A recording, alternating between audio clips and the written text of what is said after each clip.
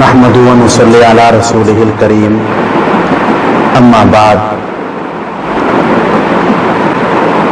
मेरे वाजिबुल एहतराम दोस्तों और बुजुर्गों और भाइयों, आज की इस नशिस्त में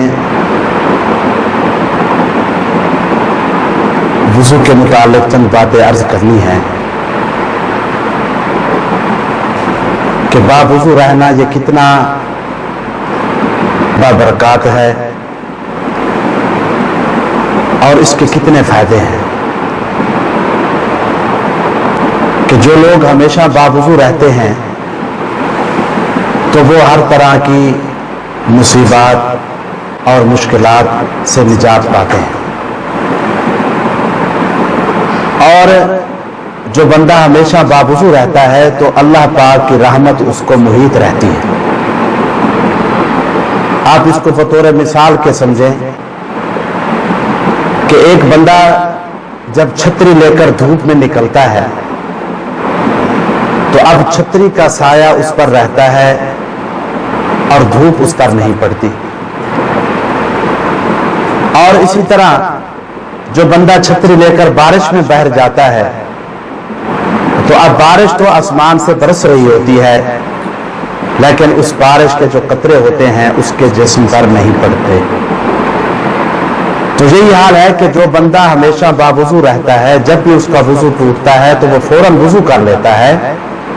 तो अल्लाह की रहमत उसको ऐसे मुहीत होती है, हर वक्त उसके ऊपर अल्लाह की रहमत साया करती है।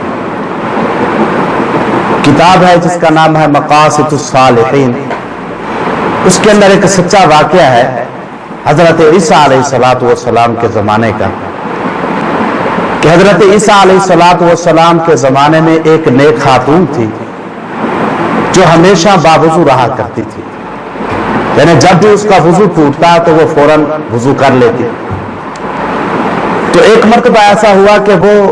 वुज़ू की हालत में थी और घर में तनूर में आग लगी हुई थी और वो आटा गूंद कर उसने एक खमीरी रोटी बनाकर उस तनूर में लगा दी। अब इतने में नमाज का वक्त भी हो गया, चूंकि नमाज का आखिरी वक्त चल रहा था,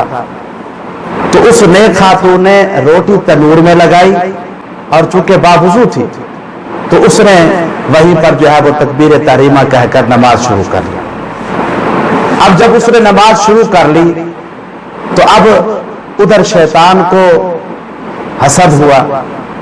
तो शैतान आया एक औरत की शक्ल में बनकर, और ये सोच कर कि मैं किसी न किसी तरह इस औरत को नमाज से इसकी तवज्जो हटा दूं, इसको नमाज तोड़ने पर मजबूर कर दूं। तो अब वो शैतान एक औरत की शक्ल में आया, उसने कहा कि ऐ खातून, तू नमाज पढ़ रही है और उधर तनूर में तेरी रोटी लगी हुई है जो कि जल रही है, लेकिन वो नमाज के अंदर ऐसे खुशू में थी कि उसने ना उसकी तरफ तवज्जो की, ना उस औरत की बात सुनी और ना उसकी तरफ उसने तवज्जो की, बल्कि वो अपनी नमाज को अदा करती रही। अब जब शैतान ने देखा कि ये नमाज नहीं तोड़ रही, नमाज के अंदर मसरूफ है, तो फिर उसने एक और चाल चली कि उस नेक खातून का एक शीरखार छोटा बच्चा जो साथ खेल रहा था,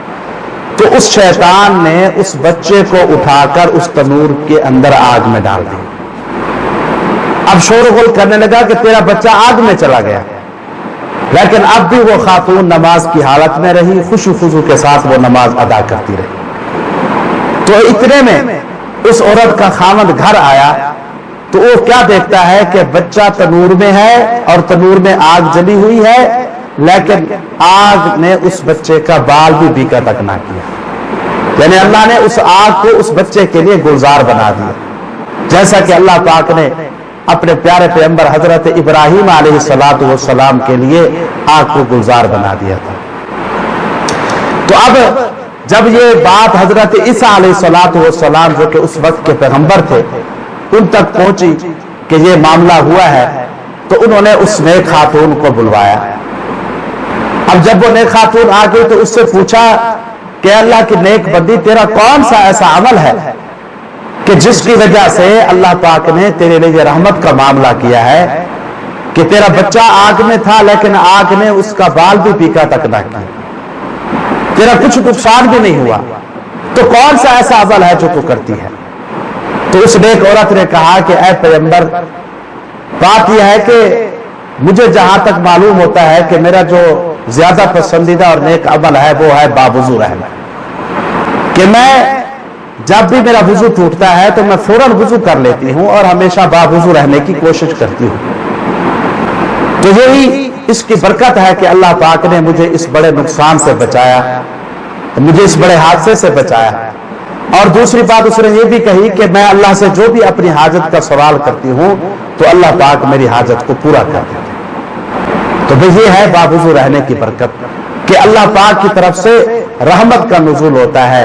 اور انسان جو ہے وہ مصائب سے، مشکلات سے اس کو نجات ملتی ہے۔ کتاب طبقات میں لکھا ہے کہ اللہ پاک نے حضرت موسیٰ علیہ السلام کی طرف وحی بھیجی اور فرمایا کہ اے موسیٰ،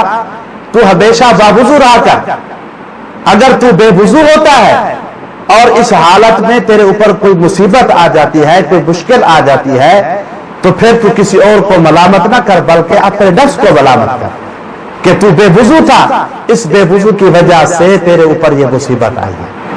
جناب رسالت مآب صلی اللہ علیہ وآلہ وسلم نے حضرت انس رضی اللہ تعالیٰ عنہ کو ارشاد فرمایا کہ اے انس، تجھ سے ہو سکے تو تو ہمیشہ باوضو رہا کر، تجھ سے ہو سکے تو باوضو رہا کر۔ کہ اگر کوئی انسان، آپ نے فرمایا کہ اگر کوئی انسان وضو کی حالت میں ہے اور اس وضو کی حالت میں فرشتہ اس کے پاس آتا ہے اور اس کی روح قبض کرتا ہے،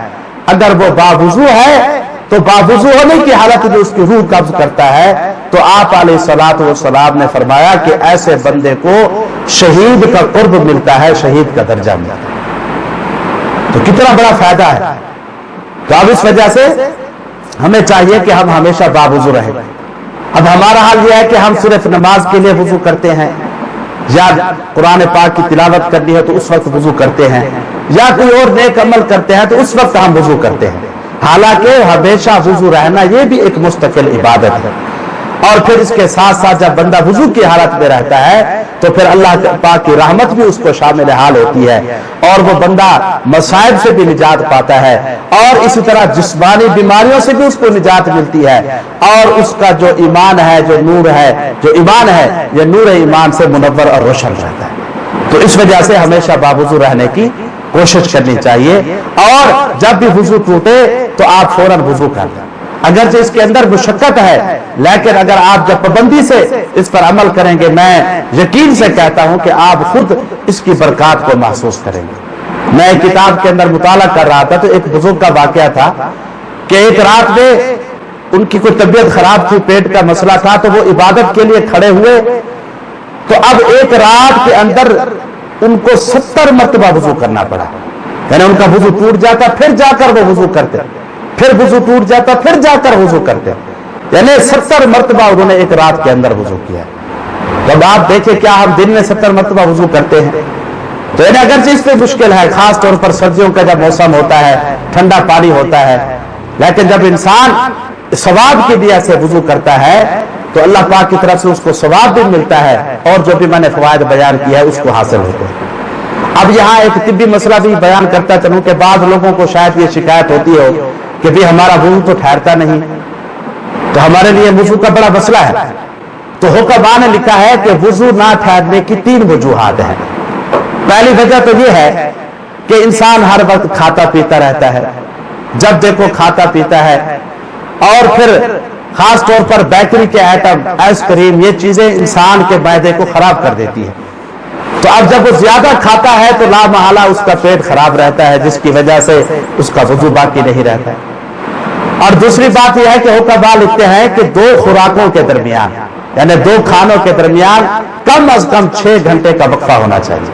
کہ جب آپ 6 گھنٹے کے وقفے سے کھانا کھائیں گے تو اس طرح آپ کے معدے پر بوجھ نہیں پڑے گا اور آپ کا جو وضو کا معاملہ ہے وہ آسان رہے گا۔ اور تیسرا حکماء لکھتے ہیں کہ مرغن غذائیں کم استعمال کی جائیں، کہ اس کی وجہ سے بھی انسان کا وضو باقی نہیں رہتا۔ تو بہرحال جتنا ہو سکے ہر انسان کو چاہیے کہ وہ باوضو رہے۔ لازمی نہیں ہے کہ عبادت کے وقت آپ وضو کریں، نماز کے وقت آپ وضو کریں، قرآن کی تلاوت کے لیے آپ وضو کریں، بلکہ آپ کوشش کریں کہ جب بھی آپ کا وضو ہو آپ جو ہے وہ فوراً وضو کر لیں، تو انشاءاللہ اس کی بہت سے برکات ہوں گی جو آپ کو ملیں گی، جسمانی طور پر بھی اور روحانی طور پر بھی۔ اللہ مجھے اور آپ کو اس بات پر عمل کرنے کی توفیق نصیب فرمائے۔ وما علینا الا البلاغ المبین۔